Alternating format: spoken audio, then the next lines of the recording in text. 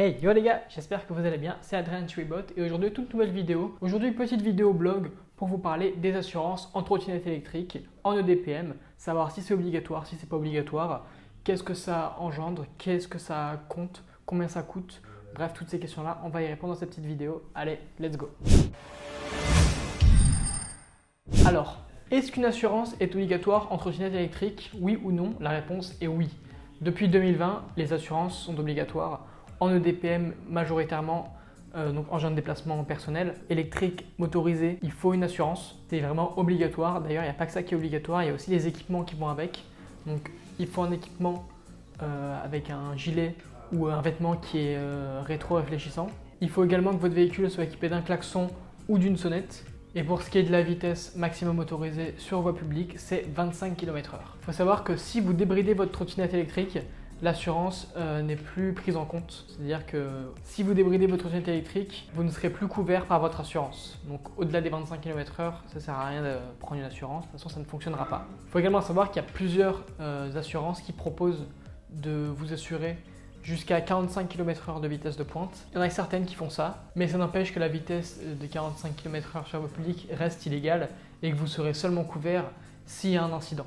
Vous ne serez pas couvert parce que vous avez roulé hyper vite. Le casque, quant à lui, n'est pas obligatoire mais fortement conseillé, comme on vous l'a dit dans plusieurs vidéos. C'est quand même recommandé. La majorité des accidents qui arrivent en trottinette électrique et en engin de déplacement personnel surviennent sur le crâne. Donc c'est quand même mieux d'avoir un casque quand on vadrouille, quand on roule, quand on se balade en trottinette électrique, en skate électrique, overboard, vélo, voilà, ce que vous voulez. Et donc il vous faut absolument une assurance de responsabilité civile, c'est une assurance qui est assez classique, qui peut être en extension de votre assurance d'habitation, et ce pour tout véhicule motorisé. À savoir que si vous avez un vélo électrique, deux trottinettes électriques, et je sais pas, un skate électrique, un gyroroue, il vous faut une assurance par véhicule. Une assurance pour votre vélo électrique, une assurance pour votre trottinette électrique, une assurance pour votre autre trottinette électrique, etc., etc. Il faut savoir que si vous vous faites attraper par les forces de l'ordre et que vous n'avez pas d'assurance à leur présenter, une amende de 135 € peut vous être attribuée. Alors évidemment, c'est pas systématique, ça peut dépendre des agents des forces de l'ordre, mais dites-vous que légalement, l'amende qui vous sera attribuée sera de 135 €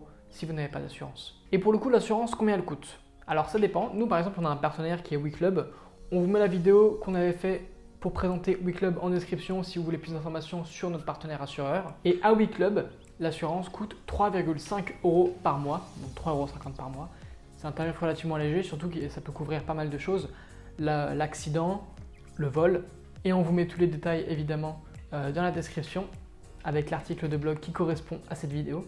Mais voilà, les tarifs d'assurance sont dans ces eaux-là, entre 3,50 €, parfois plus, parfois moins, ça dépend de plusieurs choses, ça peut dépendre de votre véhicule. Admettons que si vous avez une Dualtron, l'assurance pourrait coûter plus cher que si vous avez une Xiaomi par exemple. Voilà, ça va dépendre du véhicule, de la marque du véhicule, du modèle, du prix, de vous aussi personnellement, de votre état de santé général, de vos dettes, tout ça, ça peut. Il y a tellement de paramètres qui peuvent rentrer en compte, les caractéristiques du véhicule, enfin bref, il y a beaucoup de choses. Et il y a beaucoup de choses que les assurances prennent en compte ou pas. Ça pareil, je vous renvoie vraiment vers l'article de blog, c'est très bien détaillé là-dessus. Et donc c'est important de choisir la bonne assurance qui vous conviendrait pour votre utilisation, qu'elle soit fréquente ou non, et là où vous allez ou pas. Par exemple, l'assurance contre le vol, c'est quand même assez pratique, surtout si on a des trottinettes de valeur. Une Tevron, on sait que ça peut coûter très cher, et surtout à la revente, donc si on se la fait voler, sans assurance, ça serait un peu dommage. Donc assurez-vous d'avoir l'assurance qui vous correspond le mieux. Pour rappel, c'est obligatoire. Et en cas d'incident, d'accident par exemple, on ne le dit pas assez, mais pensez à faire un contrat, au même titre que les automobilistes et les usagers de la route classiques, donc voiture, moto, scooter, camion.